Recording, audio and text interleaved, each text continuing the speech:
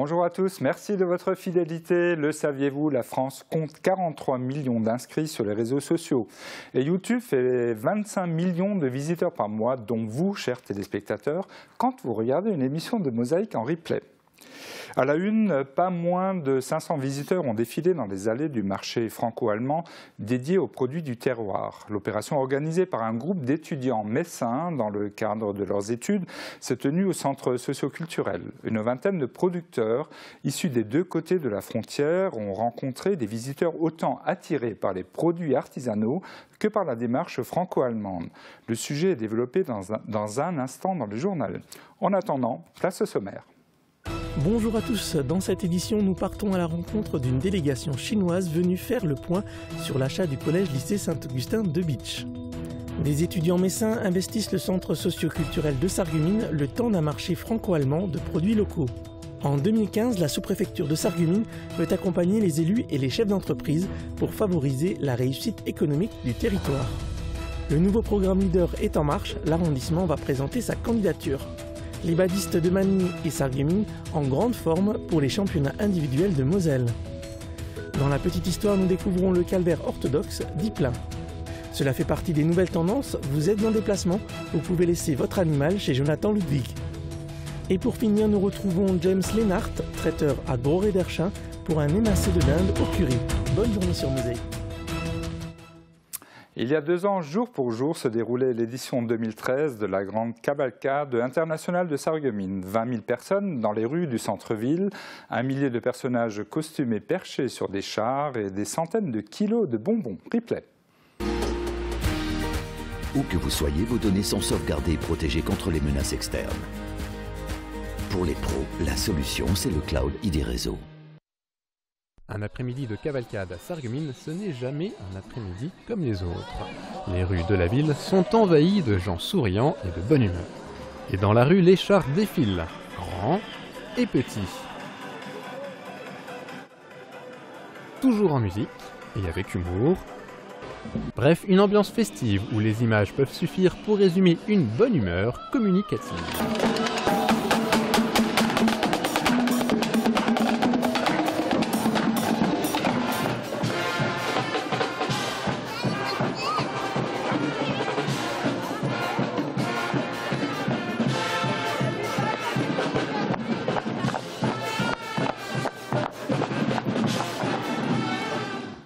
Et l'édition 2015 de la cavalcade internationale de Sarreguemines a lieu ce dimanche, départ à 15 h, de la place de la Gare. Un événement coloré que Mosaïque va diffuser en direct. Alors soyez au rendez-vous.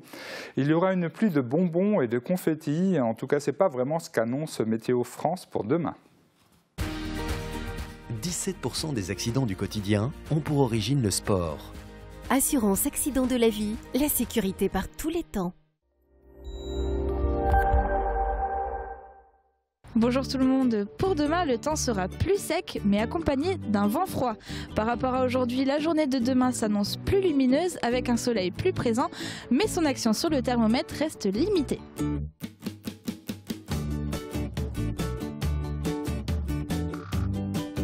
Le vent se renforce et les températures ressenties sont à la baisse. Les minimales iront de -8 à -4 degrés et les maximales de -2 à 0 degrés.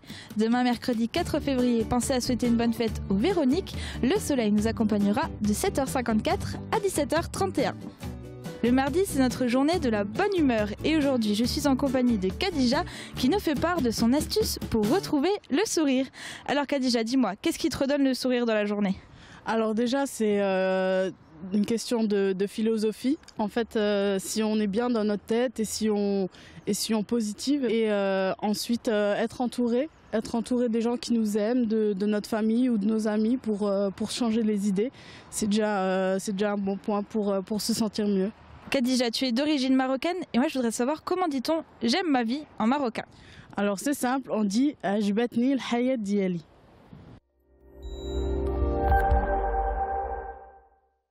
Je parraine un ami et tout le monde y gagne. Mon filleul, ma banque et moi. Au Crédit Mutuel, un client satisfait rayonne. Le Conseil régional de Lorraine vous présente la météo des neiges.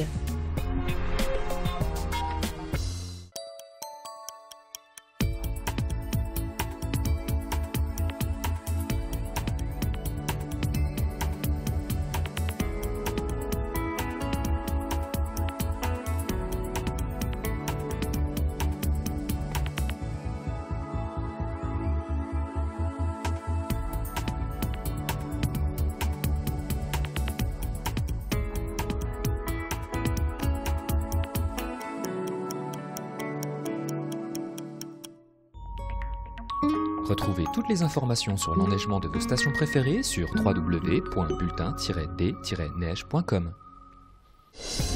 Le Conseil régional de Lorraine vous a présenté la météo des neiges. À la une du RL aujourd'hui, une opération originale touchait 20 580 € en espèces sonnantes et trébuchantes au Monopoly. C'est désormais possible. À l'occasion des 80 ans du jeu de société, Hasbro a glissé de vrais billets dans 80 boîtes. L'opération s'est déroulée à Creutzwald et Saint-Avold. Les clients devront avoir la main heureuse car les boîtes gagnantes sont mélangées parmi 30 000 autres. À la une de l'édition de Forbach, près du musée de la mine à Petite-Rosselle, sur l'une des falaises, 2 chiens et un homme sont bloqués à cause d'un chevreuil. 2 heures de tension, mais ils ont été sauvés. À la une de l'édition de Sarreguemines, la Lorraine possédait 16 restaurants étoilés au guide Michelin l'an dernier, dont un 3 étoiles, l'Arnsbourg à Berntal. Le départ de son chef lui a été fatal. Avec Philippe Labbé, son successeur, une nouvelle histoire reste à écrire. L'info tout de suite dans le journal.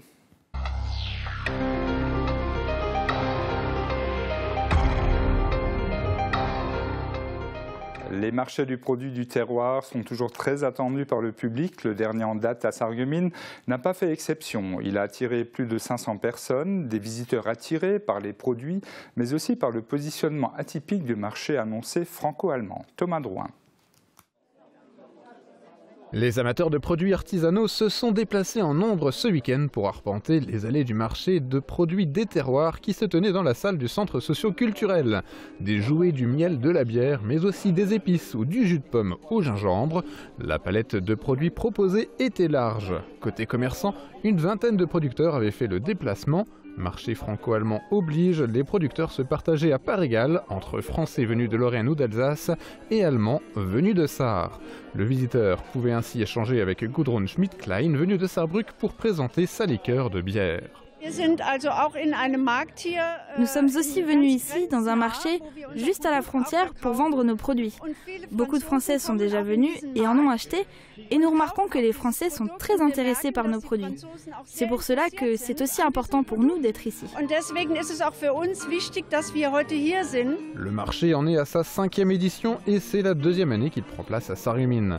Il est organisé par un groupe de 6 étudiants messins. L'organisation du marché se fait dans le cadre de leur cursus de management franco-allemand à l'IAE, Institut d'administration des entreprises. Alors évidemment, il y a une note dessus, mais c'est pas l'objectif, parce que l'objectif, c'est que dans 1 an et demi, on est employable et que il faut être compétent pour savoir faire, savoir maîtriser, parce que c'est vrai que les cours théoriques, c'est quelque chose, mais de mettre en pratique la recherche de producteurs, de faire venir des visiteurs, donc tout un travail de communication, c'est pas quelque chose qui s'apprend dans les bouquins, donc du coup, la réalisation d'un projet comme celui-ci permet de mettre en pratique tout ce qu'on apprend et ouais, c'est top, quoi. Du point de vue de la fréquentation, le marché est une grande réussite. Plus de 600 visiteurs ont fait le déplacement. Eux aussi venaient de part et d'autre de la frontière, permettant au marché de tenir sa promesse franco-allemande. Le lycée-collège de Saint-Augustin de Bitche a été racheté en octobre dernier. La société Tétis a investi 1,1 million d'euros pour acquérir des bâtiments. En déplacement sur le site, les responsables de l'entreprise ont évoqué l'avenir des 30 000 m² de locaux. L'établissement scolaire devrait fonctionner à 3 niveaux, à savoir un lycée-collège enseignant en français et en chinois, un centre de formation supérieure de management et un centre de recherche sino-européen. L'objectif est de fonctionner d'ici 1 à 2 ans, le sujet de nos confrères de TV Cristal. La société française à capitaux chinois Tétis est propriétaire du collège-lycée Saint-Augustin de Bitche depuis le 21 octobre dernier. Fermée depuis juin 2012, la société souhaite transformer ses 30 000 m² de bâtiments en 3 types d'institutions éducatives. The first one is the Euro-Sino. La première est un collège-lycée sino-européen qui enseignera en français et en chinois. Which use French and Chinese as the language of institution. And secondly, we want to. Deuxièmement, nous souhaiterions ouvrir une sorte d'université, un centre de formation au management pour de jeunes managers européens et de jeunes managers chinois. Nous voudrions que les élèves puissent communiquer entre eux et aptes à se connaître pour faire des affaires ensemble dans le futur. managers from Europe and China. And we make a platform for them to communicate with each other, know each other, and prepare for the business. Et troisièmement, nous souhaiterions que les universités européennes et chinoises travaillent ensemble afin de créer un centre de recherche sur la culture, les relations et la technologie de ces deux pays. Dans un premier temps, l'établissement à Beach devrait accueillir 100 élèves français et chinois et proposer à leurs familles de s'installer au pays de Beach. Ce mouvement n'est pas isolé. En 2014, plus de 31 000 Chinois sont venus se former en France. Nous pensons que Beach est le centre de l'Europe. La ville est proche de l'Allemagne, de la Suisse et d'autres pays européens importants. La société Tétis souhaite ouvrir l'établissement scolaire d'ici 1 à 2 ans en fonction de l'avancée des travaux. Elle souhaite faire travailler des sociétés du BTP du pays de Beach et espère que l'établissement scolaire drainera aussi des opportunités d'emploi pour les Beacherlanders. Reste aussi à valider le projet pédagogique auprès des autorités préfectorales et académiques. Voilà une belle opportunité pour le pays de Beach. Bon nombre d'élus et de responsables de tous bords étaient réunis en sous-préfecture de Sarreguemines pour écouter les vœux du représentant de l'État. Christophe Salin leur a parlé de citoyenneté, de volonté de développement du territoire. Florian Tonon et Guillaume Dumonteil. En France, l'année 2015 a bien mal commencé avec les attentats terroristes à Charlie Hebdo et à l'hypercachère de la porte de Vincennes. Depuis ces dramatiques événements, plusieurs semaines se sont déroulées, mais il reste encore dans les mémoires, à commencer par celle du sous-préfet. Si ces attaques islamistes l'ont négativement marqué, il a tenu à saluer dans son discours le formidable élan de citoyenneté qui a suivi quand de nombreux Français sont descendus dans les rues pour montrer leur attachement à notre devise républicaine de liberté, d'égalité et de fraternité.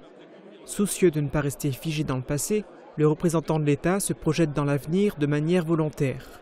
2015 sera pour moi une année de travail assidu pour le développement local, pour accompagner les projets des élus dans leur territoire et des chefs d'entreprise dans leurs entreprises. Et qu'au final, pour nos concitoyens, il y ait une prospérité économique et la préservation de l'emploi. Pour vous, les élus, pour vous, les chefs d'entreprise, cette sous-préfecture, la maison de l'État, vous est totalement ouverte. La soirée s'est poursuivie dans une ambiance conviviale, preuve qu'à la sous-préfecture, on sait recevoir. 2014-2020, 6 années pour dérouler le nouveau programme européen LEADER, un programme qui a pour but de soutenir les initiatives innovantes et structurantes sur des territoires à caractéristiques rurales. La mise en valeur de la faune et de la flore le long de la Sarre en est un exemple. Plusieurs filières peuvent bénéficier de ces fonds, encore faut-il candidater. Les acteurs et les professionnels du tourisme étaient invités à une réunion d'information organisée par le syndicat mixte de l'arrondissement de Sarreguemines. Marianne Gabriel. Les acteurs du tourisme, hôteliers, restaurateurs, associations sont venus en nombre à l'invitation du syndicat mixte du pays de l'arrondissement de Sarreguemines qui souhaite à nouveau présenter sa candidature au prochain programme LEADER 2014-2020. Le programme LEADER actuel, porté par le groupe d'action locale LEADER du pays de Sarreguemines, a déjà permis de financer plus d'une centaine de projets locaux avec une enveloppe de 1 730 000 €. Il y a toujours une question principale qui nous est posée. Est-ce que LEADER a eu un effet levier par rapport à vos thématiques? Le bilan constate effectivement qu'il y a eu un effet levier et les porteurs de projets le disent également. Beaucoup de projets très intéressants ont été réalisés grâce à LEADER. Pour être retenu sur le prochain programme européen, le syndicat mixte doit réaliser un dossier sur la nouvelle stratégie et le plan d'action qui l'accompagne. Une série de réunions de travail est organisée en associant un maximum d'acteurs, qu'ils soient élus, institutionnels, professionnels ou usagers. Les thématiques définies porteront à la fois sur le développement économique et sur le développement rural. Si vous avez un projet, donc il faut déjà qu'il correspond, je dirais, aux thématiques qui seront retenues. Et donc, si vous avez un projet qui entre dans ce cadre-là, eh ben, il pourra être examiné. Pour chaque thème, il y aura des fiches dispositifs et des fiches actions dans lesquelles on définira clairement quel type de projets pourront être aidés. Le syndicat mixte de l'arrondissement de Sarreguemines doit déposer sa candidature à la région avant le 12 juin 2015. La Lorraine dispose d'une enveloppe de 17 millions d'euros à distribuer aux candidats qui auront été retenus. L'enveloppe de chaque groupe d'action locale dépendra du nombre de groupes labellisés, avec un minimum attribué de 1 million d'euros. Et si vous souhaitez des renseignements sur ce dispositif, vous pouvez contacter Estelle Sido au syndicat mixte de l'arrondissement de Sarreguemines. Le numéro de téléphone est le 03 87 28 30 59. Ils étaient 120 joueurs, 13 équipes pour 237 matchs. Le championnat de Moselle de badminton s'est plutôt bien déroulé pour les joueurs sarregueminois. Ils évoluaient à domicile et ont tiré leur épingle du jeu en remportant de nombreux titres et médailles. Thomas Drouin, Florian Tonon. Les badistes du département s'étaient donné rendez-vous ce week-end au gymnase Coubertin à l'occasion du championnat de Moselle individuel senior. Le Sarreguemines Badminton Club a remporté. Les badistes du département s'étaient donné rendez-vous ce week-end au gymnase Coubertin à l'occasion du championnat de Moselle individuel senior. Le Sarreguemines Badminton Club a remporté 5 titres sur les 19 mises en jeu. Les joueurs locaux ont su se distinguer à domicile contre leurs adversaires. Alors a priori là où nous en sommes, il y a 2 clubs qui ressortent, donc il y a le club de Marly et le club de Sarreguemines qui se détachent au classement. C'était attendu ? C'est a priori oui attendu par rapport au nombre de participants et puis là où ils évoluent en national aussi. Dans la série A, le niveau le plus élevé du tournoi, Vincent Brich et Romain Robert se sont imposés en double homme. Ils remportent leur finale face à Marly et Saint-Quentin. Autre victoire en série C pour Mathilde Reis et Elodie Sprick lors d'une finale entre sarregueminoises en double dame. 2 autres titres s'ajoutent en série D et un autre pour les non classés. Le club totalise donc sur cette journée 11 médailles, 5 victoires, 4 médailles d'argent et 2 de bronze. En simple, les nouveaux champions ainsi que leurs dauphins sont qualifiés pour le niveau suivant. En double, seuls les vainqueurs se sont qualifiés pour le championnat de Lorraine senior qui se déroulera à Toul les 9 et 10 mai.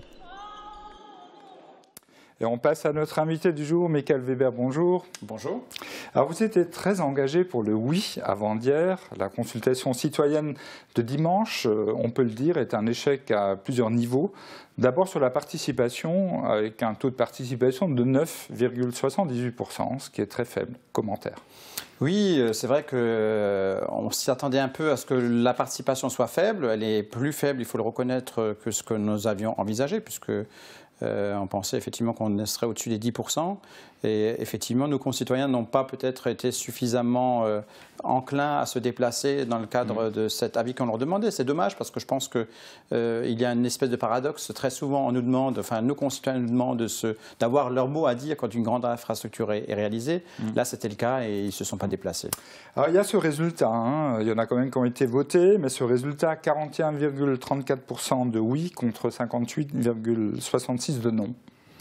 Oui, alors là aussi, on n'est évidemment pas dans ce que j'aurais souhaité en ce qui me concerne, puisque le non a été majoritaire. Il faut juste peut-être essayer de le regarder de plus près, ce résultat, parce qu'on s'aperçoit que notamment les Vosges et la Meurthe-et-Moselle ont voté plutôt favorablement, puisque dans les Vosges, c'était à peu près à 52% de oui, 60% de oui en Meurthe-et-Moselle.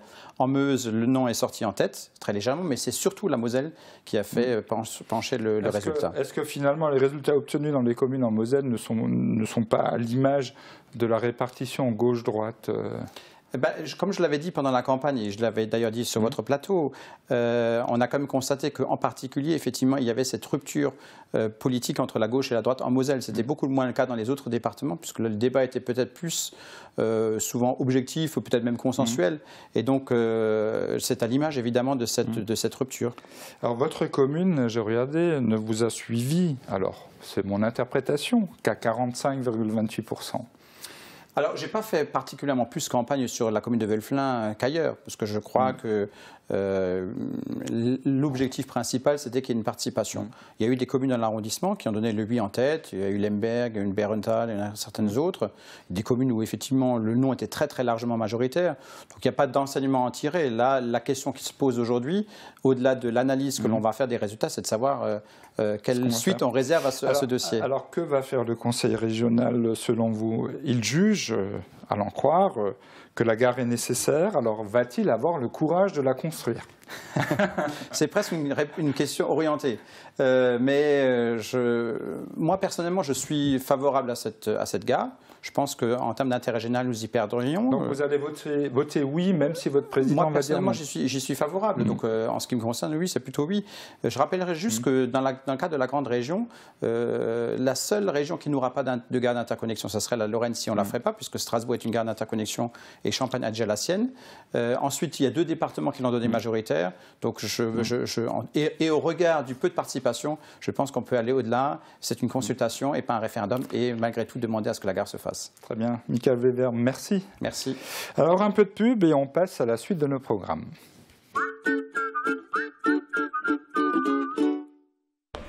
Est-ce que vous voulez faire la fête? Venez chez Festivité. Allez hop, c'est carnaval. Wallé de señorita.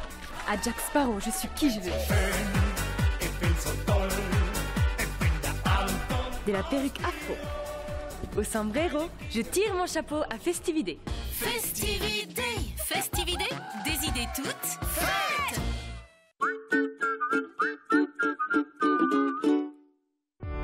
« 150 véhicules à votre service.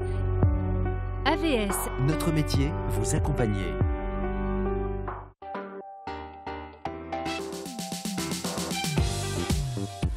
Demain dans le journal, nous ferons le bilan de la reprise de la librairie Confluence un an après.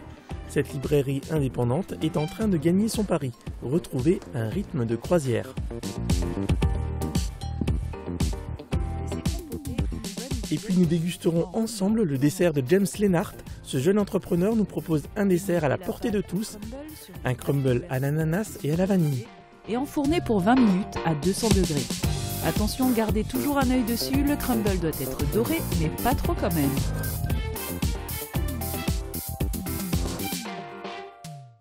Et la petite histoire continue à Ypelin toute cette semaine. Aujourd'hui, nous partons au fond du cimetière pour y découvrir un calvaire dont il n'existe que 2 exemplaires du genre en Lorraine. Images et commentaires Catherine Henrich.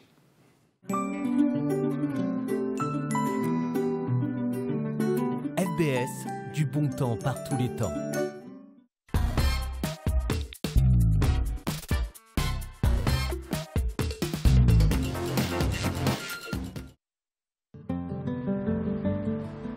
Érigé en 1832, juste un an après l'église, ce calvaire a une particularité que seuls les spécialistes remarqueront.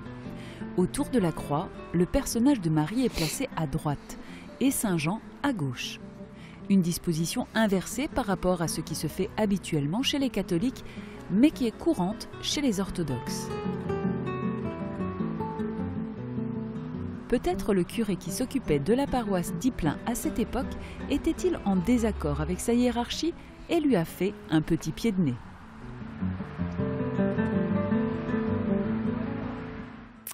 Et demain, nous saurons pourquoi la rue de la Fontaine à Ypelin est sans fontaine. Changement de sujet, vous vous absentez et vous ne savez pas quoi faire de votre chien. Sachez que des pensions pour vos compagnons se développent tout près de chez vous. Voyez ce reportage de Johan Chérifi et Guillaume de Monteil. Avec Firch Menuiserie, votre maison devient tendance.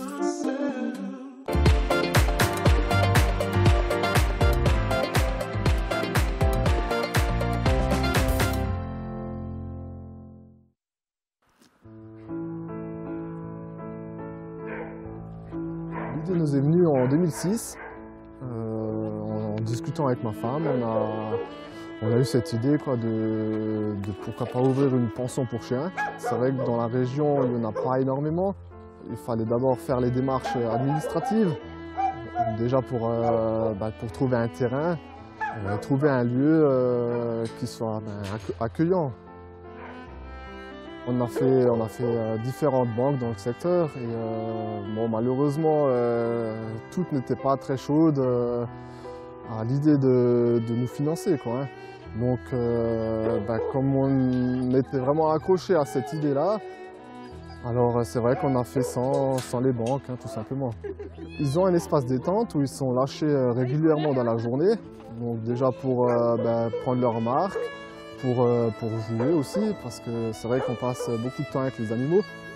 Et ensuite, on fait aussi 3 promenades par jour. Alors c'est matin, midi et soir. Ce sont des promenades d'environ 15 à 20 minutes.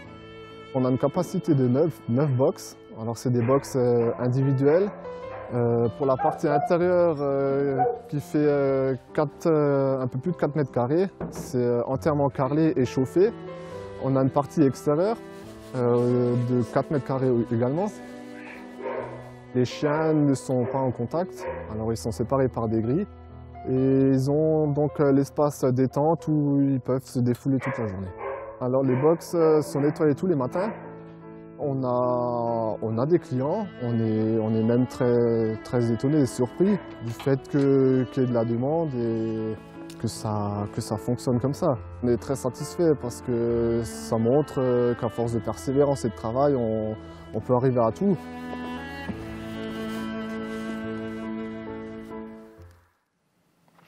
C'est le moment de se mettre à table pour le plat de la semaine. James Lennart, traiteur à Gros-Rédarchin, laisse la place à son frère et associé Michael pour un émincé de dinde au curry. Belle et fonctionnelle, les cuisines Aviva présentent entrée plat dessert. Aviva, la cuisine qui vous va.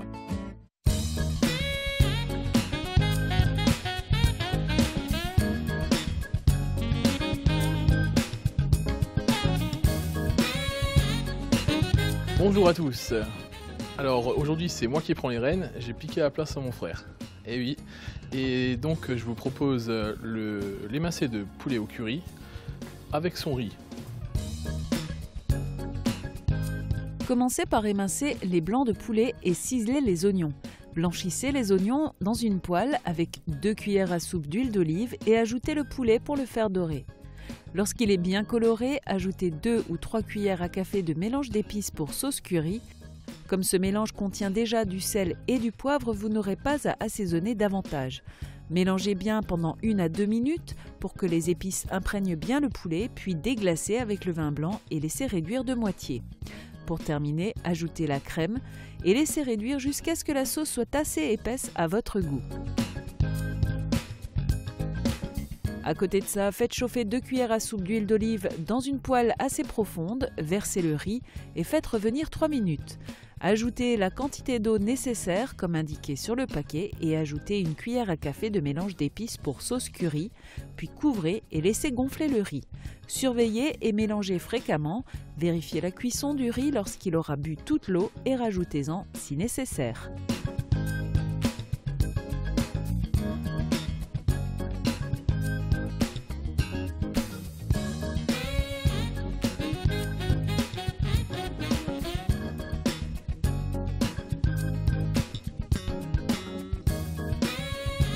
Donc pour cette recette, j'ai utilisé un mélange d'épices de ma fabrication. Donc après, chacun peut l'adapter à son goût, s'il veut plus pimenté ou moins pimenté, ça s'adapte. Hein. Donc voilà, et bon appétit bien sûr. Merci Michael, c'est la fin de cette édition. Merci de votre fidélité. Excellente journée à tous.